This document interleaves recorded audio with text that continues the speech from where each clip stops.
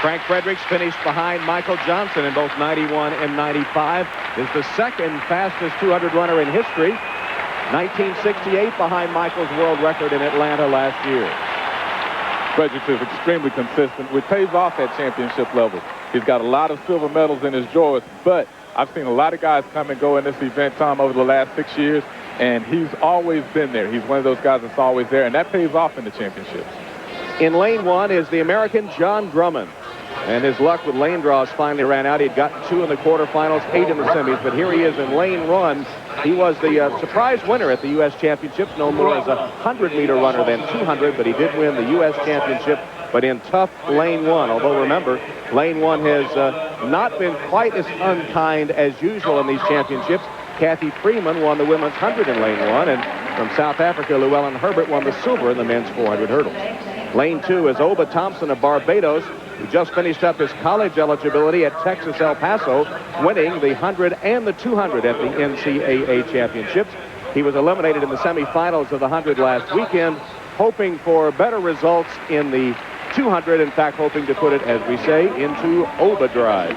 Lane 3 is Ato Bolden, Trinidad and Tobago, a UCLA Bruin during his collegiate career, 5th in the Open 100, reportedly suffering from cramps before that race. Bronze medalist in the 100 and the 200 at the 96 Olympics in Atlanta. Frank Fredericks is in lane 4. Frank, second fastest 200 runner in history. Silver medalist at the Olympics last year at 100 and at 200 meters. Won a gold in 1993 in the 200. He's medaled the last 3 world championships. Computer science graduate of BYU. Still works as a representative of a mining company in Namibia. Former colony of South Africa. In fact, early in his career, because of apartheid, was not allowed to run. Lane 5, Claudini da Silva of Brazil. Won his semifinal heat, surprising everyone a bit. 20.35 in that semi. Had run a lifetime best, 20.27, in his quarterfinal race. He is the current South American champion. He was 5th at the World Championships in Gothenburg in 1995. Lane 6 is Iván García from Cuba, 25-year-old, silver medalist at the Indoor World Championships this year. He did make the finals in Atlanta, finishing 6th, was 8th at the 95 World Championships, hoping to break through here in 97. Garcia of Cuba, just 25 years old, but an international veteran. Lane 7, Yeóryios Panayiotópoulos, who, of course, gets a ovation from the crowd. He's 27 years old. This is one of the high points of his career, to make the final here in his home country. Panayiotópoulos would like to forget 95's World Championships. He was disqualified, DQ'd in both the 200 and the 4x100 after false starts, 2 in each. He is the Greek champion, ran a lifetime best, 20:43 to get here. And in lane 8, Patrick Stevens of Belgium, finalist in Atlanta, though he finished 7th, 4th in his semifinal, but is dangerous, though he is in the outside in lane 8.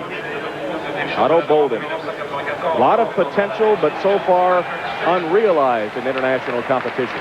He's got to be a little disappointed after that 5th place finish, and although it was some cramps and some dehydration that did it to him, he's still not running with the type of confidence that he was running with coming into these championships. He's had good preliminary races, but his confidence has to be a little shaken after a race which he was dominating so well. He finished 5th in the 100 meters, so this race could be a little bit tough for him confidence-wise. Right next to Frank Fredericks. Do you think Jon Drummond takes any sense of security from the fact that Kathy Freeman won the 400 in lane 1? Jon Drummond's a great starter, so I think that, he will. And also, lane 1 for Jon Drummond is not too bad because he's a great curve runner, and he's a good starter. So that's not as bad as, it may actually be better for him than lane 8 was yesterday. Well, the only time the U.S. has not gotten a medal in the 200 that it competed in was at the 1928 Olympics. So in Olympics or World Championship competition, the U.S. has gotten a medal every time except 1928 and, of course, 1980 when the U.S. boycotted. It's also a meeting of former NCAA champions. Bolden, Fredericks, Thompson, all NCAA champions in the 200. Though they represent other countries, they had their college championships in the U.S. Let's not forget what a huge favorite Ato Bolden was coming into these championships. Ran 1977 and 990 on the same day. There was even talk of him doubling successfully here, but those cramps in the 100 certainly have to have shaken his confidence a bit. And 4 rounds of the 203 days in this heat also can't be helping him much.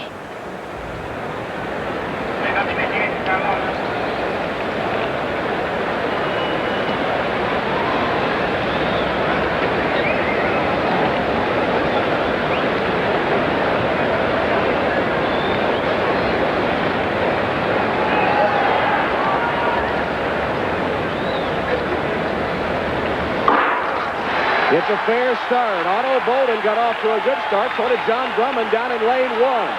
Coming out of the curve and approaching the top of the home straightaway. Drummond is there. Ato Bolden has the lead.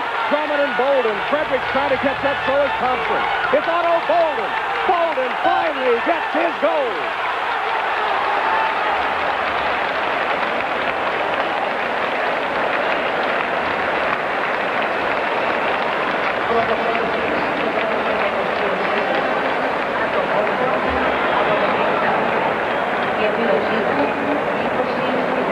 And there is Maurice Green of the United States, who won the 100. He and Ato Bolden, friends and training partners. A similar scene after Green won the 100. Ato Bolden, despite his 5th place finish, came over and embraced his training partner. And Maurice Green out from the tunnel to give a victory hug to Ato Bolden, who embraces Frank Frederick. Ato Bolden finally, after all the posturing, all the predictions, all the talk, finally comes through with the performance to earn the gold. I would have to think that Frank Fredericks, I heard yesterday that he was reportedly having some problems with one of his knees. I would have to think that he was definitely having some problems in that race, because I've never seen him run a curve like that. He normally comes off the curve. It's not in first, close to first, in second, right there in the hunt, but he looks horrible on the curve. Decisive victory here for Ato Bolden. Frank Fredericks and Da Silva of Brazil. Looks like Fredericks will get the silver, Da Silva the bronze.